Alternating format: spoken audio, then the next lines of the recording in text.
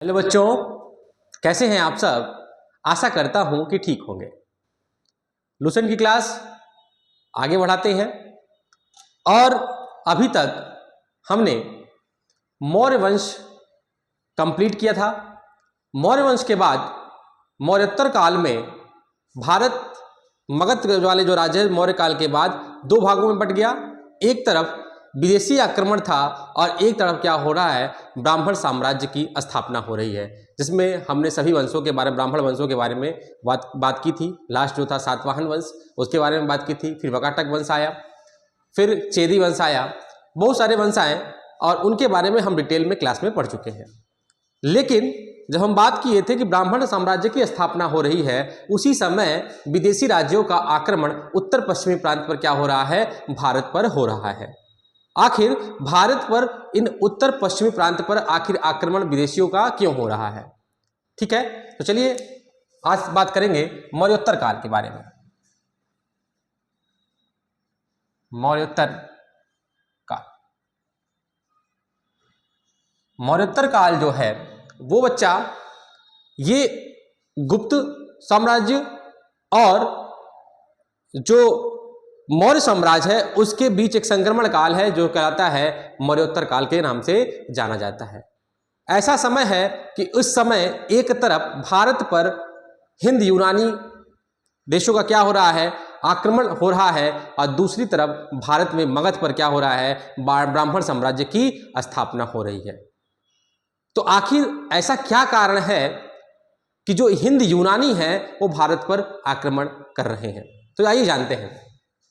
जैसे मानते हैं कि ये जो है हमारा भारत, मान लीजिए चतुष्कोणीय आकार का अपना भारत है। उत्तर पश्चिमी प्रांत पर क्या हो रहा है, यूनानियों का आक्रमण हो रहा है। हमने इसके पहले पढ़ा था, सबसे पहले आक्रमण किसका होता है, यूनानी का होता है। और यूनानी आक्रमण में भारत पर आक्रमण जो होता है वो किसका है, सिकंदर का होता है। ठीक है, सिकंदर का आक्रमण होता है भारत पर। सबसे पहला जो विदेशी आक्रमण है वो किसका होता है, सिकंदर का होता है। सिकंदर के आक्रमण के पश्चात क्या हो रहा है कि सिकंदर जब भारत पर आक्रमण करता है, जब जीत दर्ज करता है, फिर क्या करता है, वापस लौट आता है। और लौटने के बाद उसका एक सेनापति है जिसका नाम है Seleucus Nicator. Seleucus Nicator, Seleucus Nicator जो है वो भी क्या कर रहा है, भारत में अपने साम्राज्य के विस्तार करने की बात कर रहा है। एक तरफ इधर आक्रमण हो रहा है और इधर मगध वाले क्षेत्र में किस किस वंशों का विस्तार हो रहा है, हर्यक वंश, शिशुनाग वंश,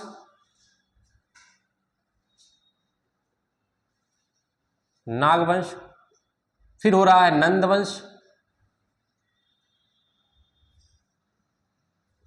और उसके बाद मौर्य काल आ जाता है। मौर्य काल, ठीक है। नंद वंश का अंतिम संस्थापक, अंतिम जो शासक रहता है वो कौन है, घनानंद। तो सिकंदर, एक प्रश्न आता है कि सिकंदर किसके समकालीन है, किसके काल में सिकंदर जो है भारत पर आक्रमण करता है। तो जो सिकंदर है बच्चा, सिकंदर उस समय मगध पर किसका होता है, नंद वंश का शासनकाल होता है, अर्थात घनानंद का शासनकाल है। और उस समय क्या कर रहा है, सिकंदर क्या कर रहा है, आक्रमण कर रहा है। ऐसे लिख सकते हैं, सिकंदर जो है किसके, घनानंद, सेल्यूकस निकेटर किसके शासनकाल में, तो चंद्रगुप्त मौर्य के शासनकाल में भारत पर आक्रमण कर रहा है। ठीक है, तो आखिर ऐसा क्या कारण है कि भारत पर आक्रमण किया जा रहा है और भारत को अपना गुलाम बनाने की कोशिश की जा रही है।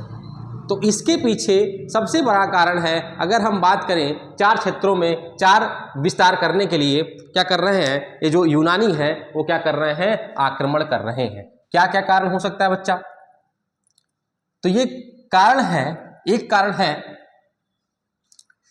हिंद यूनानी, 4 कारणों पर हम बात करेंगे। आक्रमण,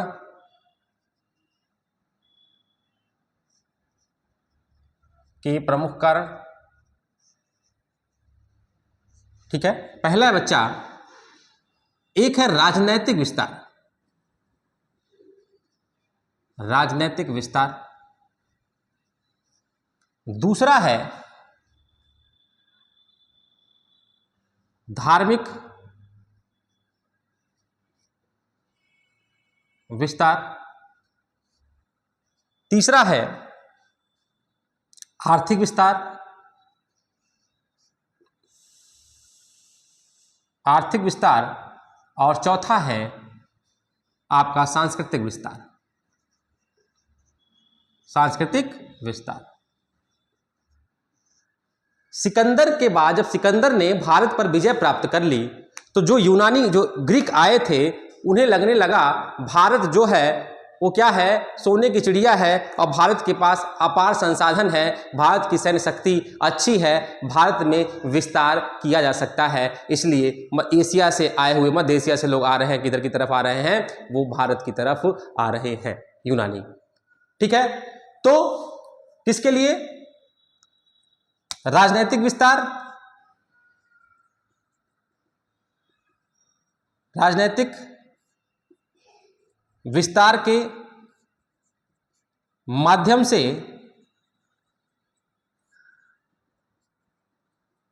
साम्राज्य का विस्तार करना, मतलब अपने साम्राज्य के विस्तार के लिए वो क्या कर रहे हैं कि राजनीतिक विस्तार करेंगे और भारत की तरफ आने की कोशिश करेंगे। कौन? इंडो ग्रीक की बात हो रही है, हिंद यूनानी की बात कर रही है। तो सबसे पहले आक्रमण किसका बच्चा? तो सबसे पहले आक्रमण भारत पर होता है, वो किसका होता है? ग्रीक का होता है, अर्थात यूनानियों का होता है। तत्पश्चात क्या होता है, क्या कहते हैं, सिकंदर वापस चला जाता है। उसके बाद हिंद यूनानी जो है भारत पर आक्रमण करते हैं। उसके लिए 4 प्रमुख कारण हैं। पहला कारण है राजनीतिक कारण, दूसरा धार्मिक, फिर आर्थिक और तीसरा जो है सांस्कृतिक कारक है। तो पहले कारक में अपने साम्राज्य को विस्तार कर, मतलब सिकंदर के विजय के पश्चात भारत पर अपने साम्राज्य के विस्तार के लिए हिंद यवन शासक क्या कर रहे हैं, भारत पर उत्तर पश्चिमी क्षेत्र से क्या कर रहे हैं, आक्रमण कर रहे हैं। दूसरी तरफ धार्मिक विस्तार क्यों करना चाहते हैं? क्योंकि हिंद यवन शासकों को भारत के धर्मों के प्रति प्रेम, जो भारतीय धर्म है, उस समय बात हो रही है कि बौद्ध धर्म अपने विस्तार पर पहुंच रहा है, तो बौद्ध धर्म से प्रेरित होकर जो हिंद यवन शासक है मिनांडर जो है, वो बौद्ध धर्म से का जो है बहुत ज़्यादा प्रेमी होता है और नागसेन नामक बौद्ध भिक्षु से दीक्षा लेकर वो क्या करता है, बौद्ध धर्म को अपना लेता है। कौन? मिनांडर। तो क्या है कि बौद्ध धर्म को अपनाते हैं हिंद यवन शासक, और जो धर्म है भारत के, उसके प्रति क्या होता है, यूनानियों का प्रेम जो है बढ़ता चला जाता है। इसलिए वो धार्मिक विस्तार के लिए भी भारत पर आक्रमण करके भारत को अपने कब्जे में लेना चाहते हैं। तो ठीक है, दूसरा कारण है हिंद शासक, भारत धर्मों के प्रति प्रेम है इनका। और मिनांडर कौन है? इनका एक प्रतापी शासक है मिनांडर। मिनांडर क्या करता है, बौद्ध धर्म अपनाता है। ठीक है बच्चा, बौद्ध धर्म को अपना लिया, ये हो गया तुम्हारा धार्मिक कारण। फिर पूछता है कि आखिर आर्थिक कारण क्या हो सकता है? तो व्यापार का मार्ग, तो जो ये मार्ग था तो सुगम व्यापार मार्ग हो जाता है, सुगम व्यापार मार्ग।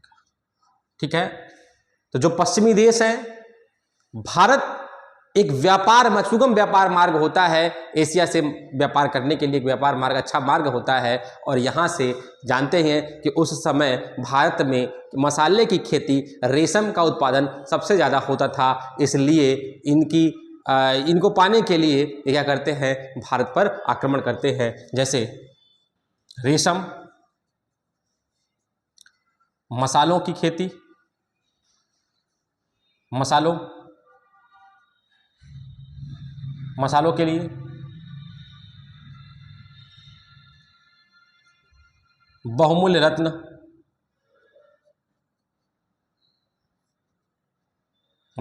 आदि।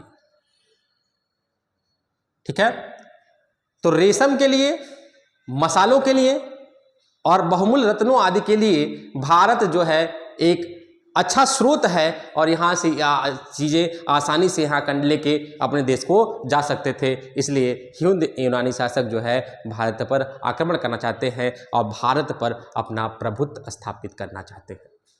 चौथा कारण है सांस्कृतिक कारण में है कि जो हिंदू यूनानी शासक हैं वो भारत की संस्कृति और यूनानी संस्कृति के बीच में एक तालमेल रखना चाहते हैं और एक बीच का रास्ता निकालना चाहते हैं। इसलिए क्या कर रहे हैं, वो भारत पर आक्रमण कर रहे हैं। तो ये 4 प्रमुख कारण हैं जिनकी वजह से हिंद यूनानी शासक उत्तर पश्चिमी प्रांत पर क्या कर रहे हैं, आक्रमण कर रहे हैं। जिसमें आप हिंद यूनानी शासकों में कौन कौन, पहले तो आते हैं हिंद यूनानी शासक, उसके बाद आते हैं शक आते हैं, उसके बाद पहलव आते हैं और उसके बाद जो आते हैं कुषाण आते हैं। ठीक है बच्चा, तो जैसे हम बात किए कि आखिर मरणोत्तर काल में जो विदेशी आक्रमण क्यों बढ़ रहे हैं, तो विदेशी आक्रमण बढ़ने का सबसे प्रमुख कारण है बच्चा, सबसे प्रमुख कारण है वो है सामाजिक क्या कहते हैं, आर्थिक कारण है। वही कारण दूसरा क्या है, राजनीतिक विस्तार करना चाहते हैं। तीसरा जो है आर्थिक विस्तार करना चाहते हैं और सांस्कृतिक विस्तार करना चाहते हैं। क्यों, अगर मोटा बताया जाए उस समय का जो भारत है वो क्या है, अपने आप में बहुत बड़ी चीज़ है। आर्थिक स्रोत से, प्राकृतिक स्रोतों से भरा हुआ भारत है और भारत के पास संसाधन की उपलब्धता सबसे ज़्यादा है। इसलिए पश्चिमी देश भारत की तरफ आने के लिए लालायित रहेंगे और क्या करेंगे, आक्रमण करेंगे।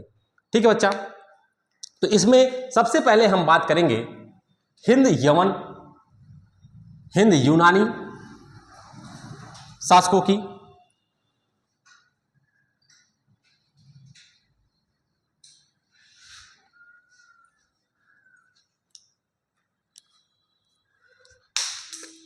भारत पर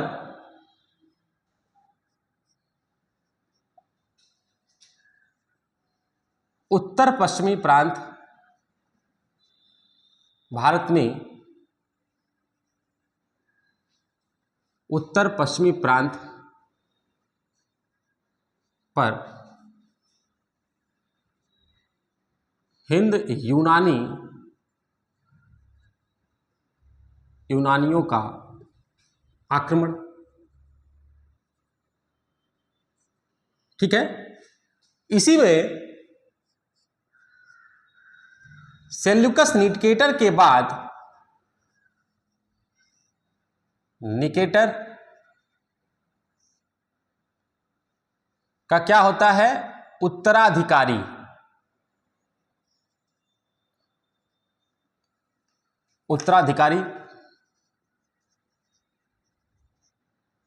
सेल्यूकस निकेटर का उत्तराधिकारी कौन है बच्चा, एंटियोकस है।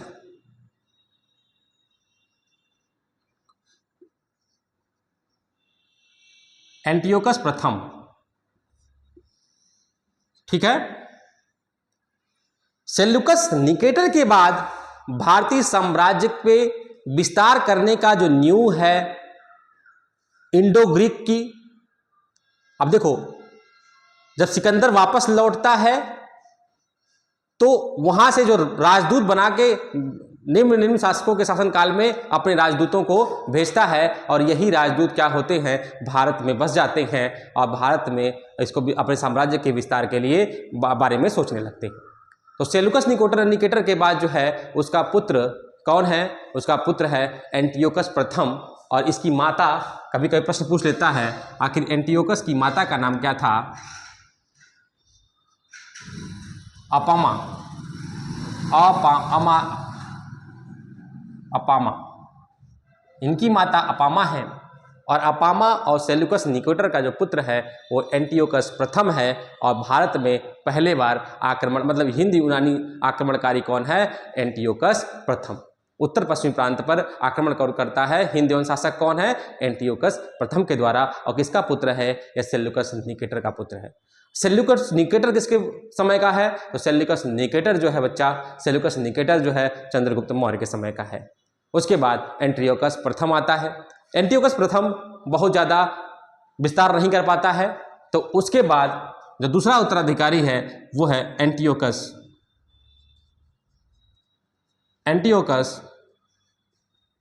द्वितीय। एंटियोकस द्वितीय के समय में एक विद्रोह होता है जिसे बैक्ट्रियाई विद्रोह कहते हैं। बैक्ट्रियाई किसे कहते हैं? तो वास्तव में जो बैक्ट्रियाई लोग हैं वो वास्तव में जो कौन है? हिंदू यवन शासक है। तो उसी समय यूनान में क्या हो रहा है? एंटियोकस द्वितीय के काल में क्या हो रहा है? 4 भागों में बढ़ जा रहा है।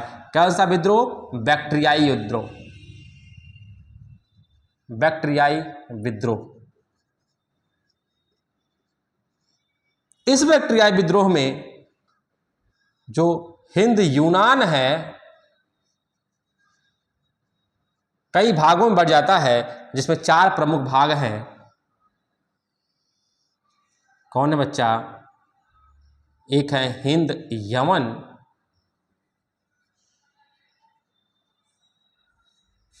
दूसरे हैं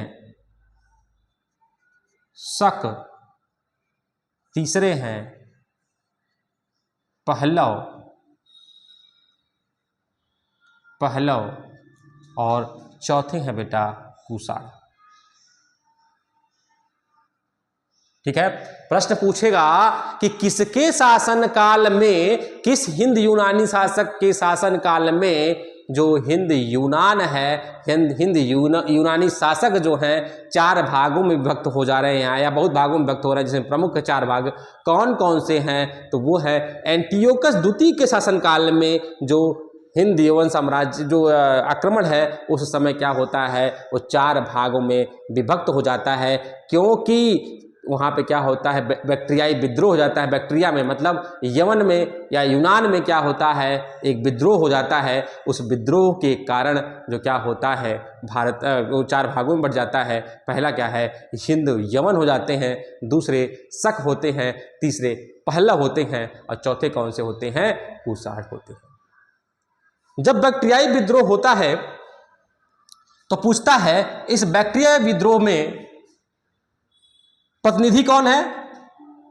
तो किसका प्रतिनिधित्व होता है? तो प्रतिनिधित्व होता है बच्चा डियोडोटस का। डियोडोटस प्रथम। ठीक है, 2-3 प्रश्न बन गए कि जब बैक्ट्रिया में विद्रोह हो रहा है किसके शासनकाल में? एंटियोकस द्वितीय के शासनकाल में जब विद्रोह हो रहा है तो उस समय विद्रोह का नेतृत्व कौन कर रहा है? विद्रोह का नेतृत्व जो है बच्चा वो कौन कर रहा है? वो विद्रोह का नेतृत्व कर रहा है डियोडोटस कर रहे। डियोडोटस प्रथम। विद्रोह का नेतृत्व कौन कर रहा है? डियोडोटस प्रथम। तो 3-4 प्रश्न कैसे हो गए? सबसे पहले कि हिंद यूनानी शासकों में भारत पर आक्रमण करने वाला पहला व्यक्ति कौन है? एंटियोकस प्रथम। एंटियोकस प्रथम का विस्तार तो उतना नहीं है, लेकिन एंटियोकस द्वितीय कौन है? तो एंटियोकस द्वितीय के शासन काल में क्या हो रहा है? बैक्ट्रिया में एक विद्रोह पनप रहा है, एक विस्फोट हो रहा है, एक विद्रोह हो रहा है। और इस विद्रोह के कारण हिंद यूनान जो है वो कितने भागों में विभक्त हो जा रहा है? बहुत सारे भागों में विभक्त हो जाता है, जिनमें से 4 प्रमुख भाग हैं जो क्या कर रहे हैं? भारत पर अलग अलग शासन करेंगे। तो पहला कौन है? हिंद यवन है, दूसरा कौन है? तुम्हारे शक हैं, तीसरे आपके पहलव हैं और चौथे कौन है बच्चा? कुषाण है। तो हिंद यवन शासक में प्रश्न पूछेगा जो हिंद यवन शासक है वो बैक्ट्रियाई विद्रोह में किसके शासनकाल में हुआ? एंटियोकस द्वितीय के काल में। लेकिन जो विद्रोह हो रहा है उस विद्रोह का नेतृत्व कौन कर रहा है? तो विद्रोह का जो प्रतिनिधित्व कर रहा है या नेतृत्व कर रहा है बच्चा, वो कौन है? डियोडोटस प्रथम है। डियोडोटस प्रथम के बाद एक व्यक्ति आएगा जो कौन आएगा? डियोडोटस द्वितीय। कौन है बच्चा? डियोडोटस द्वितीय। डियोडोटस द्वितीय। तो बहुत सारे इंपॉर्टेंट नहीं इनके बारे में, लेकिन जान लीजिए डियोडोटस के बाद, प्रथम के बाद डियोडोटस द्वितीय आता है। तत्पश्चात अभी सब काम हो गया, 4 भागों में बट गया हिंद यूनान। मरणोत्तर काल में क्यों आ रहे हैं? 4 कारण मैंने बता दिया। इन कारणों से भारत पर आक्रमण हो रहा है। एक तरफ मगध वाले क्षेत्र में ब्राह्मण साम्राज्य की स्थापना हो रही है, मौर्य साम्राज्य खत्म हो रहा है। दूसरी तरफ सेल्यूकस निकोटर के बाद हिंद यूनानी शासक कर रहे हैं, भारत पर आक्रमण कर रहे हैं। अब भारत पर आक्रमण करने वाला कौन सा व्यक्ति है? एंटियोकस प्रथम है। एंटियोकस प्रथम के शासनकाल में विस्तार नहीं होता है, लेकिन द्वितीय के काल में क्या हो रहा है? एंटियोकस द्वितीय काल में क्या हो रहा है? विद्रोह हो रहा है। विद्रोह हो रहा है तो 4 तरह के भागों में बट जा रहा है। हिंद यमन जो है, जो इंडो ग्रीक है, वो के 4 भागों में बट जा रहा है। 4 भागों में कौन कौन से? हिंद यूनान में बट रहा है, उसके बाद पहलव में बट रहा है, उसके बाद क्या कर रहा है? शक में बट रहा है, पहलव में, फिर कुषाण में। तो हिंद यूनान शासक, तो पहला प्रश्न पूछता है, एक और प्रश्न पूछता है, इसके बाद एक फैक्ट पे और बात करेंगे। बच्चा आपको समझ में आ रहा है तो कमेंट करिए, नहीं आ रहा है तब भी कमेंट करिए, ठीक है? तो चलिए, अब हम आ गए 4 भागों में विभाजित हो गया। अब हम आ गए हिंद यूनान, इंडो ग्रीक, ठीक है? इंडो ग्रीक में भारत पर आक्रमण करने वाला यूनानी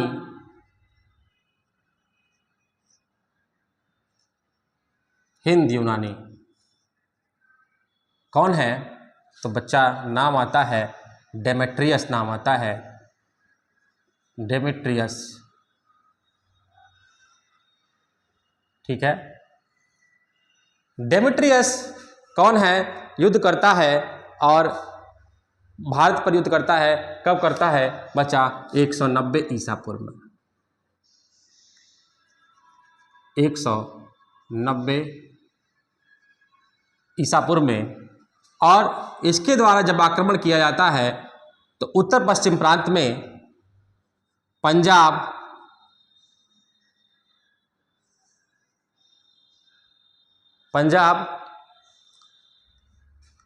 पहले अफगानिस्तान,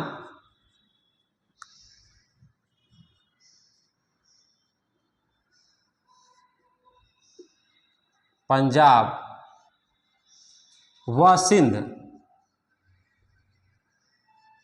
ठीक है? डेमेट्रियस के द्वारा 190 ईसा पूर्व में भारत पर आक्रमण किया जाता है और भारत के 3 क्षेत्रों पे, 3 बड़े क्षेत्र हैं उस समय के, अफगानिस्तान, पंजाब और सिंध वाले क्षेत्र पर क्या कहते हैं? अपने कब्जे में लिया जाता है।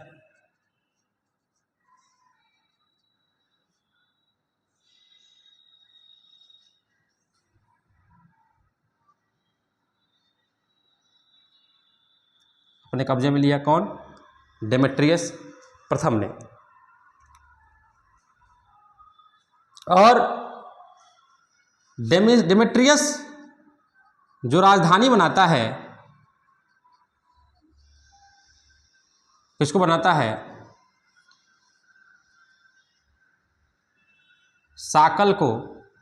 वर्तमान में इसे कहते हैं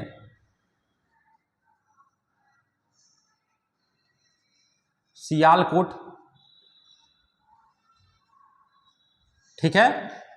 जो डेमेट्रियस है वो क्या कर रहा है? भारत पर आक्रमण कर रहा है और भारत के अफगानिस्तान पंजाब व सिंध वाले बड़े क्षेत्रों पर क्या कर रहा है, अधिकार, बड़े क्षेत्रों पर क्या कर रहा है, अधिकार कर रहा है, बड़े क्षेत्रों पर अधिकार करता है, सॉरी, ठीक है। अफगानिस्तान, पंजाब और सिंध के बड़े क्षेत्रों पर वो क्या कर ले रहा है, अधिकार कर ले रहा है, और क्या करता है, सियाल को साकल को क्या करता है, अपनी राजधानी बनाता है, और साकल वर्तमान में इसे हम क्या कहते हैं, सियालकोट के नाम से जानते हैं। ठीक है बच्चा, तो क्या चीज, भारत पर आक्रमण करने वाला पहला हिंदू यूनानी कौन है, डेमेट्रियस। डेमेट्रियस के द्वारा जब आक्रमण 190 ईसा पूर्व में किया जा रहा है, तो साकल को क्या कर रहा है, राजधानी बनाया जा रहा है। वो क्या करता है, अधिकार कर लेता है किन किन क्षेत्रों में, भारत के 3 बड़े क्षेत्रों पर, अफगानिस्तान, पंजाब और सिंध वाले क्षेत्र पर वो क्या कर ले रहा है, अधिकार कर ले रहा है। अधिकार करने के साथ साकल को राजधानी बना रहा है, जो वर्तमान में सियालकोट में स्थित है। ठीक है, और उसी समय डेमेट्रियस के समय में उसका एक कौन होता है, राजदूत है, मिनांडर।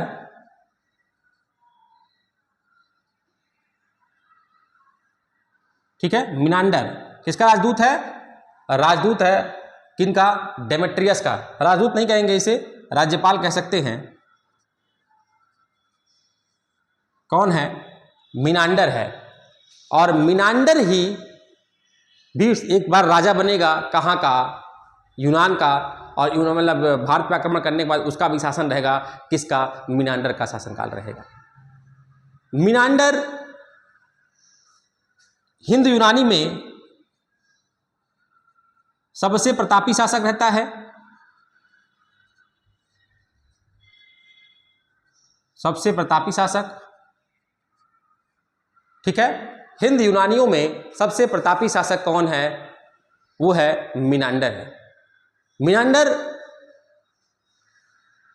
क्या कर रहा है, नागसेन नामक बौद्ध भिक्षु से क्या कर ले रहा है, नागसेन नामक बौद्ध भिक्षु से वो क्या कर रहा है, दीक्षा ले रहा है, और दीक्षा लेके क्या कर रहा है, बौद्ध धर्म को अपना ले रहा है। ठीक है, तो अब बात कर रहे हैं हम मिनांडर की, बात करेंगे। हिंद यूनान में एक शासक है मिनांडर, किसका राज्यपाल है, वो है डेमेट्रियस का राज्यपाल कौन है, मिनांडर है। ठीक है, मिनांडर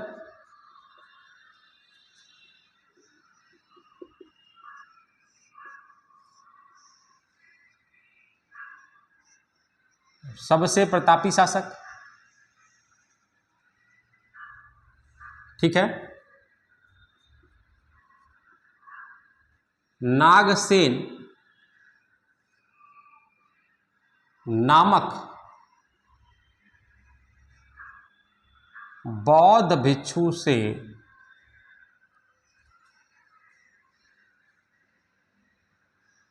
बौद्ध धर्म की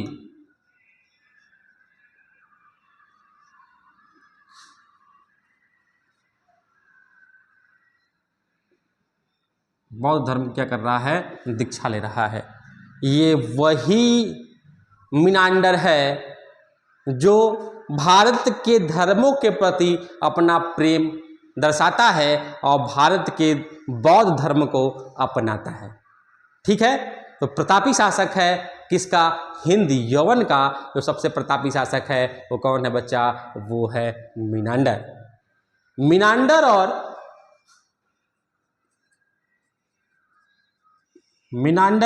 व नागसेन एक प्रसंग होता है, प्रश्न उत्तर प्रसंग, जिसमें मिनांडर क्या करता है, नागसेन से प्रश्न पूछता है और उसको एक किताब में छापा गया है, मिलिंद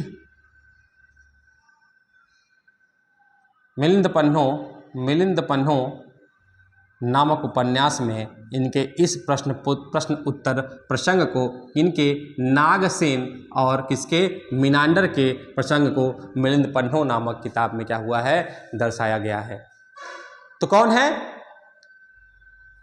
डेमेट्रियस के बाद मिनांडर का शासन आता है और मिनांडर भारतीय धर्म के प्रति बहुत प्रेमी होता है और नागसेन नामक बौद्ध भिक्षु से वो क्या करता है, बौद्ध धर्म की दीक्षा लेता है और बौद्ध धर्म को अपनाता है और भारत के प्रति धार्मिकता जो है भारत की उसको बहुत ही प्रेम करता है धार्मिकता से, भारत की धार्मिकता से, और बौद्ध धर्म को अपना लेता है।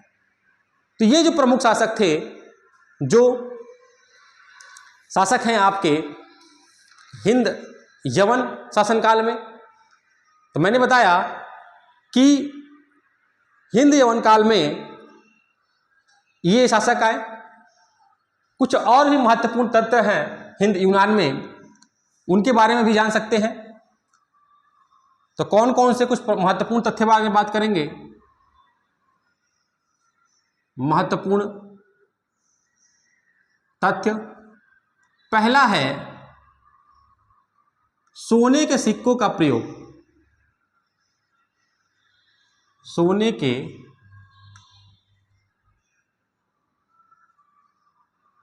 सिक्कों का प्रयोग, ठीक है।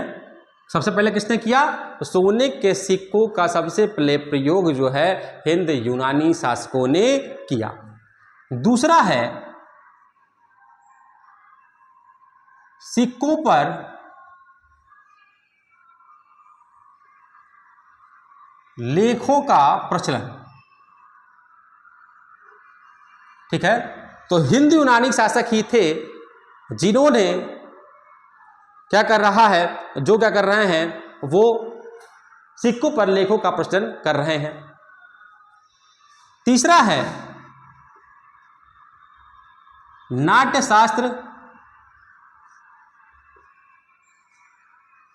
नाट्यशास्त्र का विस्तार हो रहा है।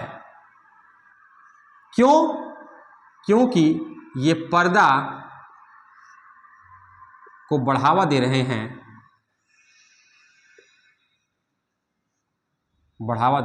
पर्दा मतलब जब कोई नाटक होता है उसे पर्दे पे दिखाया तो नाट्य शास्त्र को क्या कर रहा है, विस्तार मिल रहा है किनके शासन में, हिंद यवन शासन के काल में, और पर्दा को बढ़ावा मिल रहा है। और इसी पर्दा को हम बात करते इसे कहते हैं यवनिका।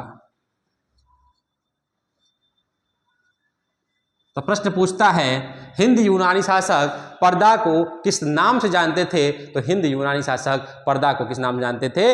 यवनिका के नाम से प्रसिद्ध किए थे और इसका विस्तार कर रहे थे। नाट्यशास्त्र इनके समय में अपने चरम सीमा पर थी।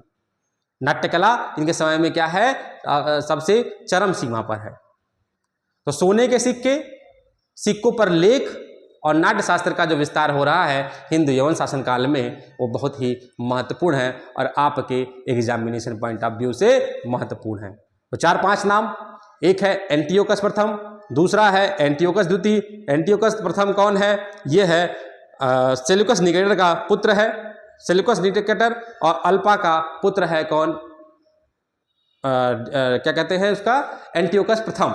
फिर आते हैं एंटियोकस द्वितीय पर। एंटियोकस द्वितीय एक ऐसा शासक है जिसके शासनकाल में क्या हो रहा है, बैक्ट्रियाई विद्रोह हो रहा है। और बैक्ट्रियाई विद्रोह के बाद जो है, जो हिंद यवन जो पहले एक थे वो कई भागों में विभक्त हो जा रहे हैं, विद्रोह हो जा रहा है। और उस विद्रोह में चार प्रमुख हैं जो भारत पर आक्रमण कर रहे हैं। उन चारों के बारे में हम क्या कर रहे हैं, अलग अलग पढ़ रहे हैं। पहले कौन से हैं? हिंद यवन हैं, दूसरे शक हैं, तीसरे पहलव हैं, चौथे कौन होंगे बच्चे? कुषाण होंगे। इसके पश्चात हम जब बात करेंगे, अब हम आएंगे, हम आ रहे हैं इसके बाद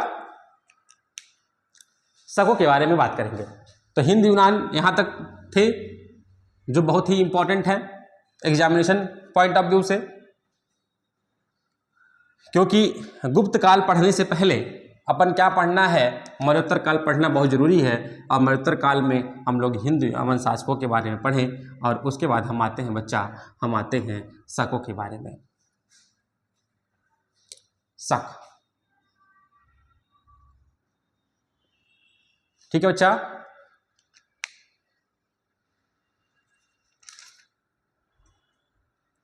ठीक है, शक जो है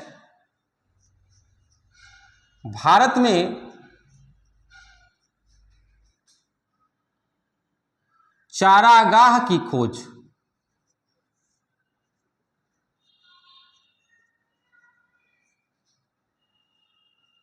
खोज में भारत आते हैं। ठीक है, और ये कहाँ के हैं? सीरिया के उत्तर की एक जाति है। क्या है? शक एक जाति है, सीरिया के उत्तर की एक जाति है। कौन है? उसका नाम क्या है? शक है। और भारत में आते हैं क्या करने के लिए? चारागाह के लिए आते हैं ये करने। ठीक है, जब शक आते हैं ये कुल 5 भागों में विभक्त हो जाते हैं। तो 5 भाग बच्चा कौन कौन से हैं? पहला, एक भाग अफगानिस्तान और दूसरा जो होता है क्षत्रप है। क्षत्रप कौन है? भारत के शक, भारत में रहने वाले शक।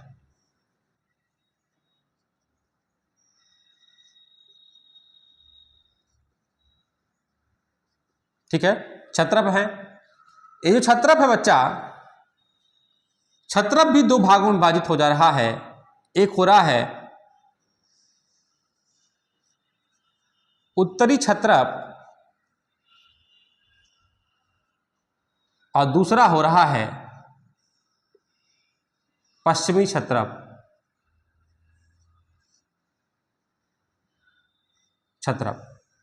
उत्तरी क्षत्रप में पंजाब, ब्रैकेट में तक्षशिला इसकी राजधानी है उस समय। दूसरा मथुरा, जबकि पश्चिमी क्षत्रप में 2 भाग, एक नासिक और दूसरा कौन सा है? उज्जैन। ठीक है बच्चा, तो जब शकों का आक्रमण भारत पर होता है वो 5 भागों में विभाजित हो जाते हैं। और 5 भागों में विभाजित होने पे ये 5 भाग कौन कौन से हैं? जो अफगानिस्तान वाले क्षेत्र में होते हैं वो अफगानिस्तान कहलाते हैं। और क्षत्रप होते हैं जो भारत में रहने वाले शक हैं, क्षत्रप कहते हैं। और क्षत्रप को 2 भागों में, एक उत्तरी क्षत्रप और पश्चिमी क्षत्रप पे शासनकाल होता है। उत्तरी क्षत्रप जो शासनकाल होता है पंजाब और मथुरा वाले क्षेत्र में, और एक नासिक और उज्जैन वाले क्षेत्र में इनका क्या होता है? शासनकाल होता है। किसका? शक का शासनकाल होता है। शक के प्रथम शासक जो होते हैं, शकों के प्रथम शासक को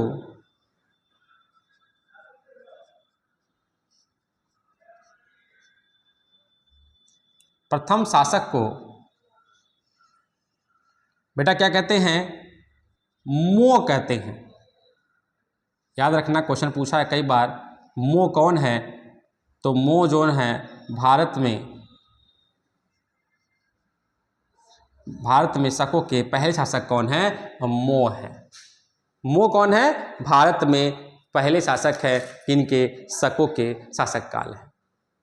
एक और इंपॉर्टेंट फैक्ट है शकों के बारे में। 58 ईसा पूर्व में एक राजा हैं जिनका नाम ज्ञात नहीं है।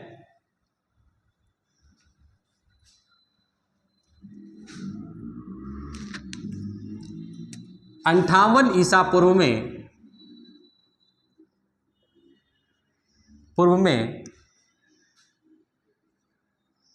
शकों को उज्जैन के राजा के द्वारा क्या किया जाता है? पराजित किया जाता है।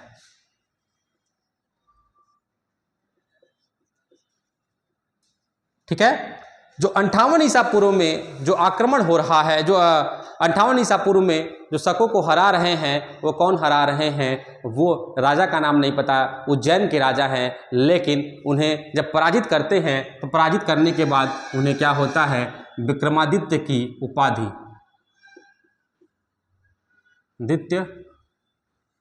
विक्रमादित्य की उपाधि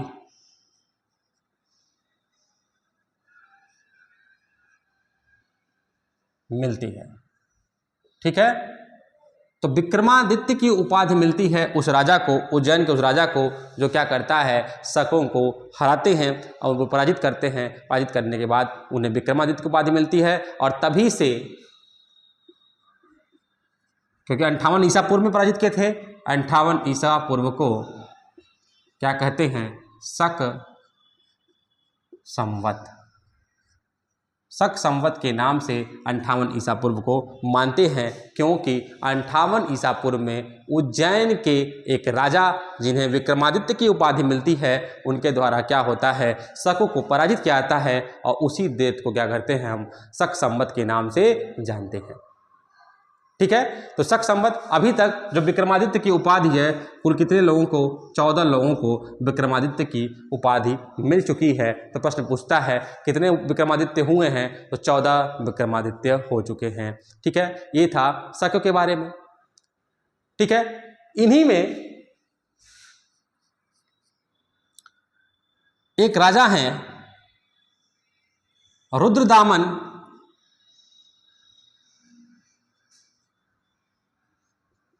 प्रथम। कौन है, रुद्रदामन प्रथम। और ये कौन है, शकों के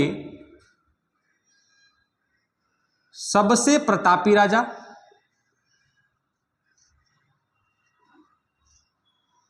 ठीक है, शकों के सबसे प्रतापी जो राजा हैं वो कौन है, वो कौन है, प्रतापी राजा रुद्रदामन प्रथम है।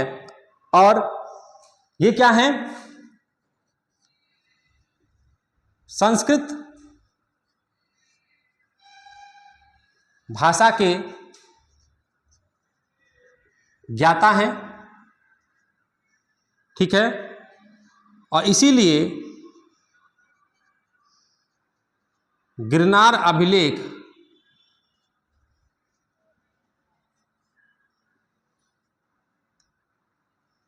व्याख्या, ठीक है, गिरनार अभिलेख का निर्माण करते हैं, एक अभिलेख का निर्माण करते हैं जिसे गिरनार अभिलेख करते हैं, और उसमें संस्कृत भाषा से उत्कीर्ण है। और कौन है, ये रुद्रदामन प्रथम है।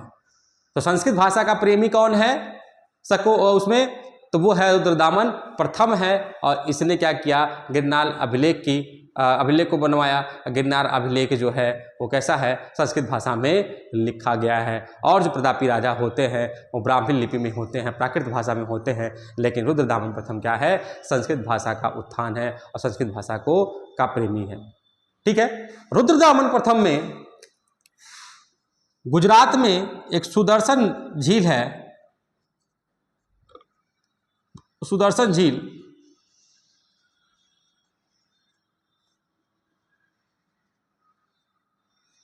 सुदर्शन झील का क्या करते हैं भाई साहब, ये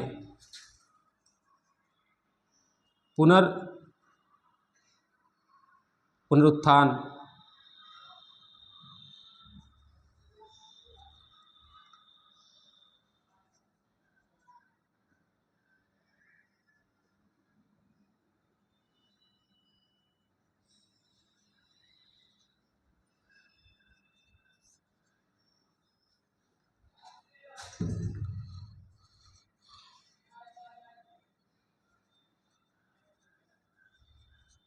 पुनरुद्धार कर रहे हैं किसका, सुदर्शन झील का।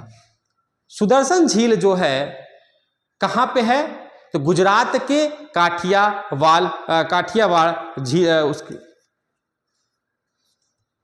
ठीक है, अब आते हैं, बात कर रहे हैं सुदर्शन झील की।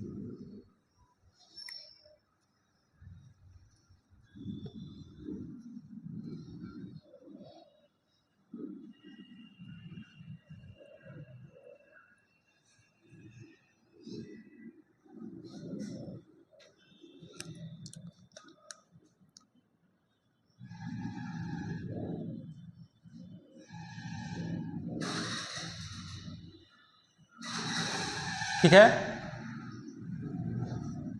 क्या है,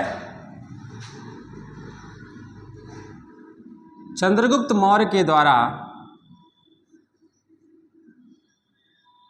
क्या हो रहा है,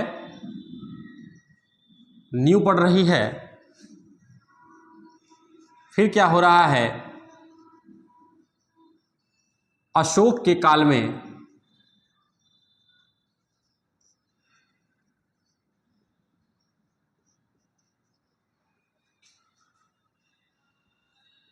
जीर्णोद्धार हो रहा है इसका।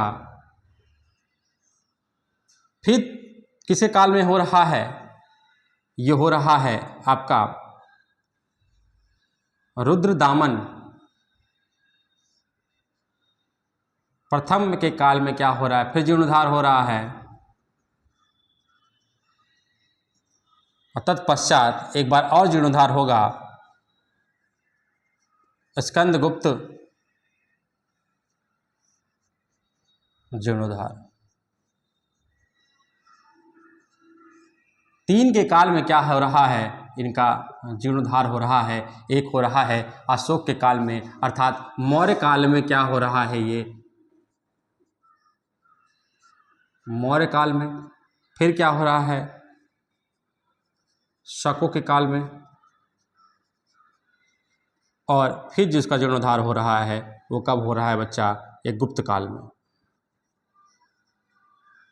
तो जो सुदर्शन झील है बहुत महत्वपूर्ण झील है। इससे प्रश्न पूछ लेता है कि अंतिम बार जीर्णोद्धार या पुनरुत्थान उसका कब हुआ था, तो पुनरुत्थान इसका तब हुआ था जब किसका था, गुप्त का। अंतिम शासक कौन होता है, गुप्त में स्कंदगुप्त होते हैं। स्कंदगुप्त के समय में जीर्णोद्धार हो रहा है सुदर्शन झील का।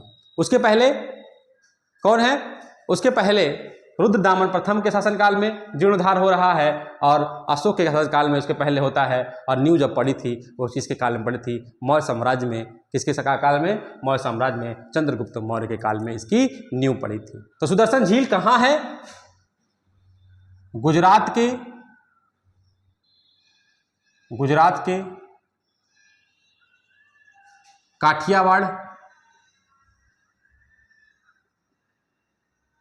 काठियावाड़ जिले में। ठीक है, गुजरात के काठियावाड़ जिले में जो सुदर्शन झील है उसकी नींव जो है चंद्रगुप्त मौर्य के शासनकाल में पड़ती है। तत्पश्चात अशोक के शासनकाल में एक बार फिर से उसका पुनरुद्धार होता है। उस तत्पश्चात फिर क्या होता है, उसके पश्चात रुद्रदामन प्रथम के शासनकाल में इसका जीर्णोद्धार होता है। और उसके बाद सुदर्शन झील का जीर्णोद्धार गुप्त शासक कौन है, स्कंदगुप्त के शासनकाल में इसका जीर्णोद्धार होता है। तो सुदर्शन झील इतना इंपॉर्टेंट क्यों है, क्योंकि इतने सारे काल में उसका वर्णन है और इससे रिलेटेड प्रश्न जो है हमारे एग्जामिनेशन में पूछ चुके हैं, इसलिए सुदर्शन झील के बारे में हमने पढ़ा। तो जो शकों के सबसे प्रतापी शासक हैं वो कौन है बच्चा, वो है रुद्रदामन प्रथम है। एक चीज और आती है कि शकों के काल में कुछ महत्वपूर्ण तथ्यों पे बात कर लेते हैं। शकों के काल में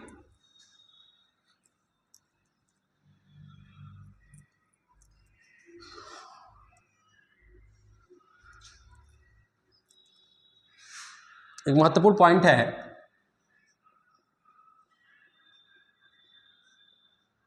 शकों के शासन काल में ही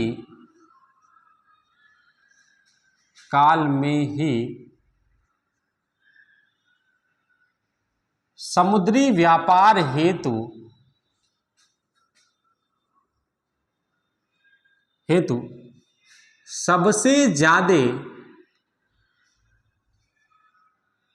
सबसे ज्यादा चांदी के सिक्कों का प्रयोग किया जाता है। सिक्कों का प्रयोग किया जाता है। ठीक है, शक ही एक ऐसे शासक हैं जिनके शासन काल में क्या हो रहा है, चांदी के सिक्कों का सबसे ज्यादा प्रयोग किया जा रहा है। तो ठीक है, तो हमने क्या पढ़ लिया, हिंद यवन पढ़ लिया। हमने क्या पढ़ लिया, जो लुसेंट से इंपॉर्टेंट है वही पढ़ रहे हैं हम। रुद्रदामन बाद में भी पढ़ सकते हैं, रुद्रदामन के बारे में कौन था, कैसा था, बहुत ज़्यादा फैक्ट हैं अभी। लेकिन हमें जो हमारे एग्जामिनेशन पॉइंट ऑफ व्यू से या लुसेंट के जैसे रिलेटेड जो फैक्ट थे हमने यहाँ पे आपको बताए।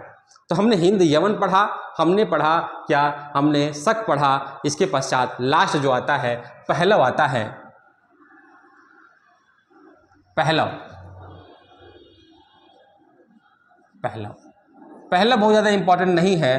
पहलव क्या है? पहलव है ईरानी है। ये कहाँ से आए हैं साहब? ये ईरान से आए हैं और इनके जो प्रमुख शासक हैं वो हैं गोंडो फर्निचर्स। ठीक है, गोंडो फर्निचर्स जो हैं कौन है? ये पहलव के प्रमुख शासक हैं और इन्हीं के शासन में क्या होता है,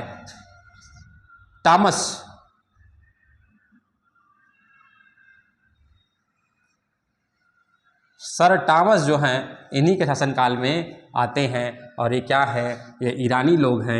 ये भी क्या करते हैं, भारत पर शासन करते हैं। तो जो हिंद यमन वाले जो क्षेत्र के 4 लोग हैं उनमें से हमने 3 लोगों के बारे में जाना, जो बहुत इंपॉर्टेंट है उसके बारे में जाना, जो कम इंपॉर्टेंट है उसके बारे में भी जाना। तो सबसे पहला जो क्रम पूछता है, क्रम वाले क्वेश्चन आ जाते हैं। सबसे पहले हिंद यूनानी। तो अब अगर ऐसे बात करें कि भारत पे आक्रमण के क्रम में, अगर विदेशी आक्रमण का पहले बताया था, विदेशी आक्रमण के क्रम में कौन कौन से आए, तो सबसे पहले यूनानियों का आक्रमण होता है, तत्पश्चात हिंद यमन आक्रमण होता है, फिर हिंद यूनानी में कौन कौन, शक, पहलव और कुषाण के बारे में हमने बात की, पहलव के बारे में बात की। एक लास्ट बचता है कुषाण, जिसको हम कल की क्लास में पढ़ेंगे। तत्पश्चात हम क्या करेंगे, गुप्त काल में चले आएंगे। मौर्य के बाद हम आएंगे गुप्त काल में, और गुप्त काल में भी इसको हम क्या करेंगे, बहुत ही विस्तार से गुप्त काल को भी पढ़ेंगे। धीरे धीरे अब प्राचीन इतिहास जो है अपने समाप्ति के कगार पे आ रहा है, फिर भारत पे आ जाएगा। अब क्या होगा, भारत पे अरबों का आक्रमण आएगा और अरबों के आक्रमण के साथ भारत पर क्या हो जाएगा बच्चा, भारत पे क्या हो जाएगा, मुगल वंश का साम्राज्य आ जाएगा। फिर हम मुगलों के बारे में पढ़ेंगे, फिर दिल्ली सल्तनत के बारे में पढ़ेंगे, फिर आगे चल के हम जो है मध्यकालीन के बाद हम क्या करेंगे, आधुनिक भारत पे आने की कोशिश करेंगे। तो यहाँ तक आपको कैसा क्लास लगा? मैंने पहले लिख के पढ़ा रहा था, जो बहुत इंपॉर्टेंट फैक्ट हैं, जो छूटे ना, जो आपके एग्जामिनेशन पॉइंट ऑफ व्यू से बहुत इंपॉर्टेंट है। तब जो मौर्य काल में था, तो जहाँ जहाँ जरूरत पड़ेगी वहाँ पे पहले से ही बोर्ड पे लिख दिया जाएगा, जो आपके लिए बहुत ज़रूरी है, तब पढ़ाया जाएगा। अन्यथा ऐसे नॉर्मल है तो ऐसे क्लास ली जाएगी।